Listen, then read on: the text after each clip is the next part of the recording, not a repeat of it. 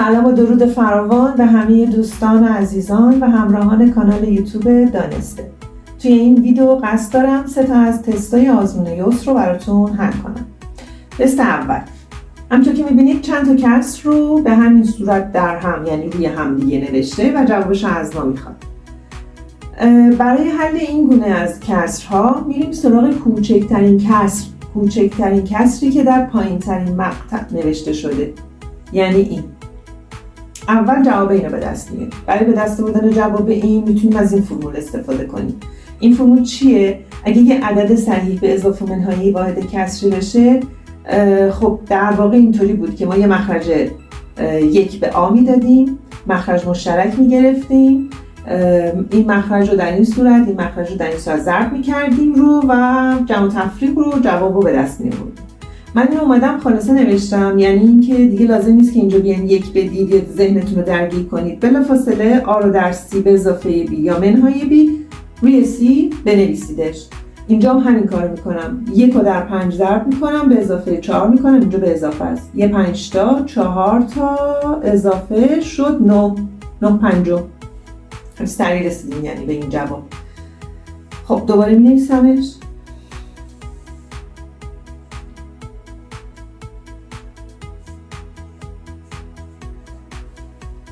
حالا برای حل کردن این چی کار میکنم؟ برای حل کردن این کسر جدید دوباره میام از کسر کوچکتر شروع میکنم، یعنی از این و از این کمک میگیرم. با توجه به این آ روی آ بیوم مساویه با بی، بنابراین 9 روی 9 پنجم مشخصا میشه 5. پس بنابراین یک بار دیگه من اینو می نویسم، 1 به اضافه 9 روی 1 منهای 5. خب اینجا دیگه خیلی ساده شد. 1 منهای 5 میشه منهای 4، 1 منهای 9 چهارم. دوباره میتونیم از اولی استفاده کنیم، همونطور که اینو از این کمک گرفتیم دوباره میتونیم این رو از این کمک بگیریم و جوابمون میشه منهای 5 4.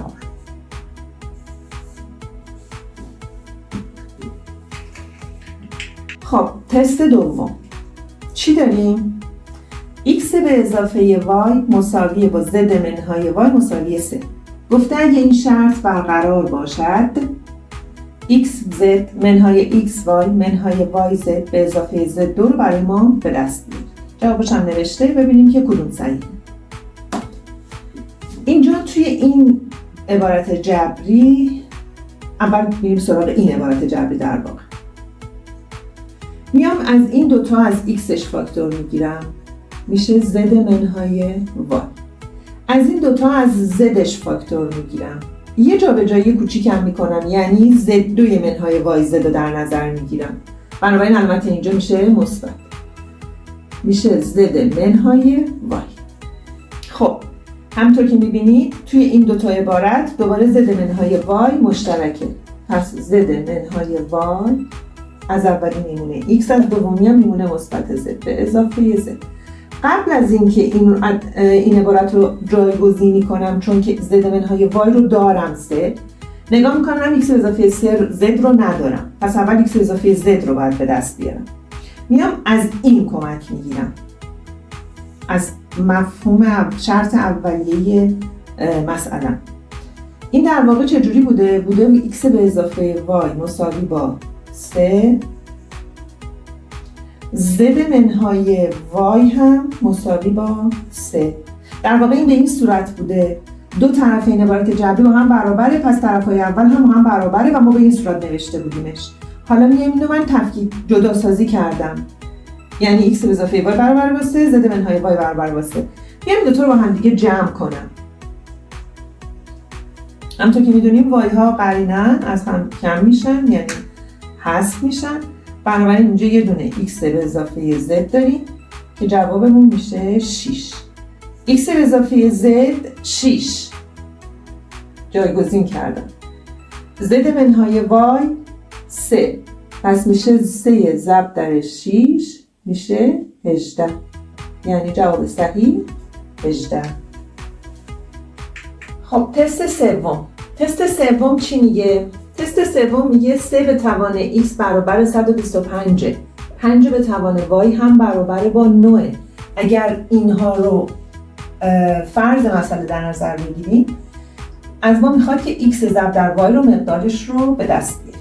برای حل کردن این تست باید از قوانین لگاریتم استفاده کنیم، از اونها کمک بگیریم. من 3 تا قانون برای حل کردن این تست نیاز داشتیم، هر 3 تا رو اینجا براتون نوشتم.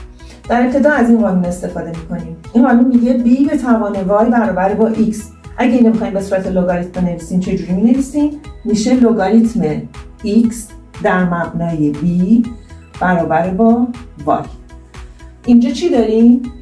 3 به توان x برابر با 125.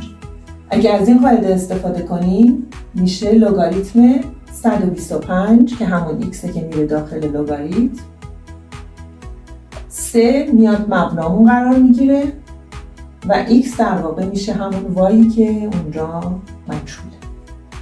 دومی رو هم همینطور، 5 به توان y برابر با 9 میشه لگاریتم 9 در مبنای 5 برابر با y. من اینجا میخواستم مشابه اون بنویسم، y نوشتم، در واقع این x، چون اینجا x بود من اینجا x نوشت، ببخشید. خب حالا میایم چیکار میکنیم؟ دوتا رو در هم دیگه ضرب میکنیم، یعنی لگاریتم 125 در مبنای 3 ضرب در لگاریتم 9 در مبنای 5 برابر با x ضرب در y. 125 رو تجزیه میکنیم میشه 5 به توان 3. 9 رو تجزیه میکنیم میشه 3 به توان 2. بنابراین مینویسیم لگاریتم 5 به توان 3 در مبنای 3 ضرب در لگاریتم 3 به توان 2 در مبنای 5. ادامه میدیم. من حالا این طرف رو نمی‌نویسم، اینو ادامه میدم و بعد جواب رو به دست میارم و x مساوی با ضرب در y رو جوابش رو براتون می‌نویسم.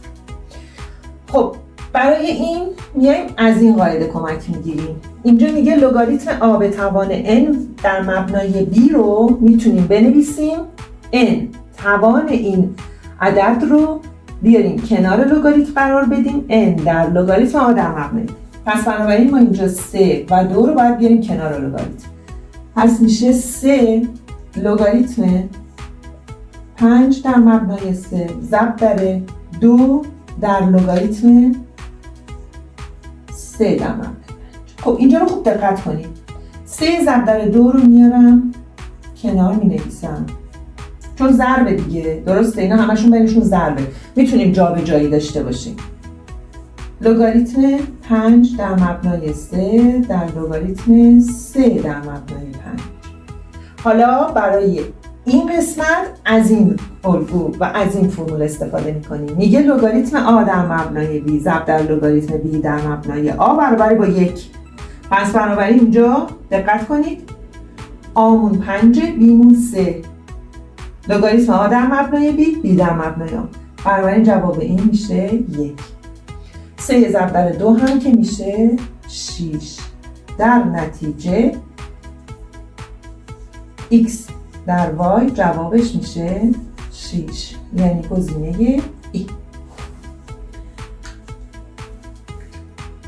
دوستان همراهان عزیز، خسته نباشید. از اینکه تا اینجای ویدیو با من همراه بودید از همتون سپاسگزارم.